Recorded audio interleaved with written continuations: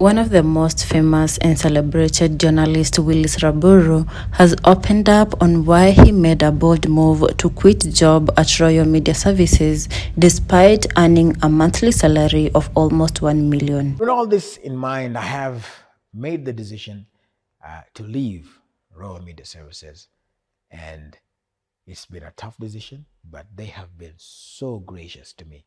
From the time I have tendered in my resignation in the beginning of June, up to now, it has been an amazing transition, and they have showed me so much grace.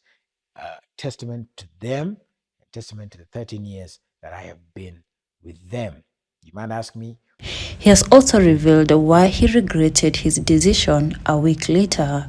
RABURU said that he made a bold move to exit Citizen TV because he felt it was time for him to leave and try another challenge. Somebody who likes to overstay my welcome. All right. So if I feel like now somebody else has to take this thing, I feel like sasa nachukua space ya mtu. Kuna mtu anashinda pale anaomba brakosta brekedegedegedege. Baba fungua njia reketo ha he ha ho ha he ha. Na mimi nimekalia tu. Umekalia hiyo njia kabisa. Hautoki kwa hiyo njia. So ni either nitatolewa by force. Yeah. Or I start. And also when the normal say when the grace has lifted, is you feel like whatever you used to do so easily now starts becoming a hard thing. I used to wake up and do 3, 4, 5 shows easy. Yeah. But now when I'm like, now when I get naanza kusikia, sasa nini tena hii? Same I can literally do interviews with my eyes closed. Nini, you know. So I was like, I don't want to get to a point where sasa naanza ku affect kazi because of my attitude. Yeah. So I just decided, you know what? This is it. This is it. And you left. And I had no plan. I remember I actually called Larry Mado. I told him, Larry. He had worked there for more than 10 years and it was becoming tiresome doing the same thing daily. It was just time for him to quit. After exiting the company, reality began hitting him. He was no longer going to receive that huge salary every month. He was having some loans. His family was depending on him and he had a wife with 2 children. He regretted, but he had to move on and find a way to get more money and sustain his lifestyle. He decided to move on, and some months later, he got a job at Cape Media. However, he quitted after a while. He also worked for Nairobi County, and now he is a brand. He has his own show on YouTube channel. The show is called Wabebe Experience. Willis RABURU did not start life expecting to be a media star. He studied information sciences at Moi University, a path that at least on paper seemed far from glitz and glamour. After graduation, many doors closed.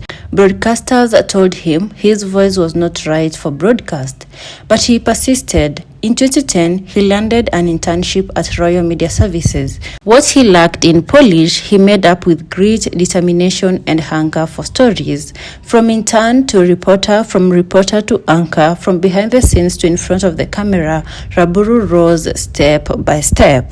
His early career will teach him more than headlines and teleprompters. It taught him resilience, ambition, and how to hold a mic with confidence.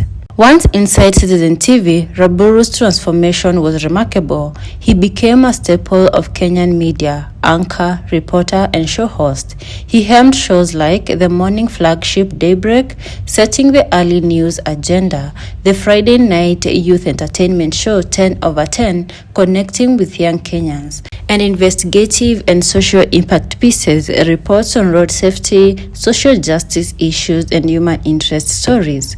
He also diversified, working as a digital strategist and consultant within Royal Media Services, showing a keen interest in media beyond just anchoring. He wasn't just a face on screen, he was a brand, a voice, a young journalist who transformed into a national media personality. For 13 years, the lights, cameras, viewers, and paychecks, it all seemed secure and golden. But behind the glamour, there was fatigue. In his exit interview, Willis revealed after more than a decade doing the same thing every day, he had become draining. The constant early mornings, deadlines, heavy stories, public scrutiny, it took a toll. He admitted he needed a break. He needed time to rediscover himself. For many, this may seem luxury, walking away from a high-paying job, but for him, it was survival. He chose to step back and breathe. Reality, however, came fast. loss of steady income, family to care for, dreams still to fulfill, and expectations to meet. RABURU confessed that despite the glamour, he held loans, dependents, and responsibilities. The sudden drop in income was a sobering moment. The fame, social media likes, and past interviews didn't pay school fees or cover bills.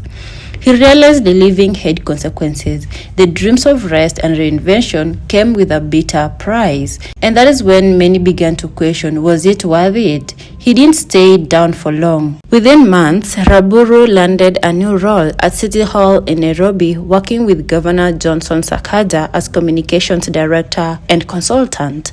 He explored consultancy and communication strategy for various organizations and entities. He even tried traditional media again, joining TV47 with a fresh show Wabebe Experience.